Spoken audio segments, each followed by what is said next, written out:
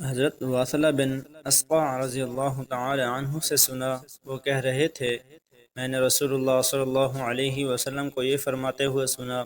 اللہ تعالی نے حضرت اسماعیل علیہ السلام کی اولاد میں سے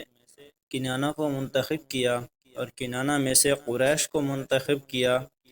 اور قریش میں سے بنو ہاشم کو منتخب کیا، اور بنو ہاشم میں سے مجھ کو منتخب کیا۔ صحیح مسلم حدیث نمبر 5938۔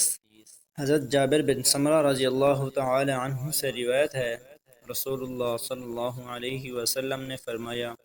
میں مکہ میں اس پتھر کو اچھی طرح پہچانتا ہوں جو بعثت سے پہلے مجھے سلام کیا کرتا تھا، بلا شبہ میں اس پتھر کو اب بھی پہچانتا ہوں۔ صحیح مسلم حدیث نمبر 5939۔ عبداللہ بن فروخ نے کہا، مجھے حضرت ابو ہریرہ رضی اللہ تعالی عنہ نے حدیث بیان کی، رسول اللہ صلی اللہ علیہ وسلم نے فرمایا، میں قیامت کے دن تمام اولاد آدم کا سردار ہوں گا، پہلا شخص ہوں گا جس کی قبر کھلے گی، سب سے پہلے شفاعت کرنے والا ہوں گا، اور سب سے پہلا ہوں گا جس کی شفاعت قبول ہوگی۔ صحیح مسلم حدیث نمبر 5940۔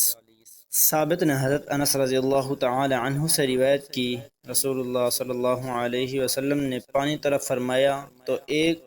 کھلا ہوا پیالہ لایا گیا، لوگ اس سے وضو کرنے لگے، میں نے 60 سے 80 تک کی تعداد کا اندازہ لگایا، میں نے اپنی آنکھوں سے اس پانی کی طرف دیکھنے لگا،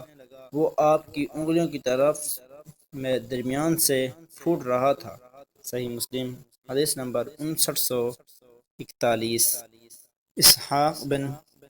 عبداللہ بن ابی طلحہ نے حضرت انس بن مالک رضی اللہ تعالی عنہ سے روایت کی،